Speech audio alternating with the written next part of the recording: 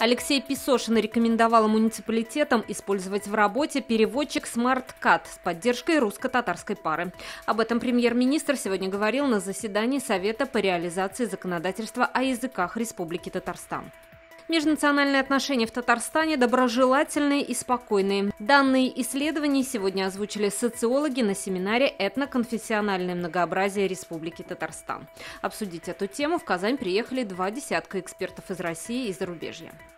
В Спасском районе Татарстана мор рыбы. Такое экстренное сообщение экологам поступило сегодня от рыбаков.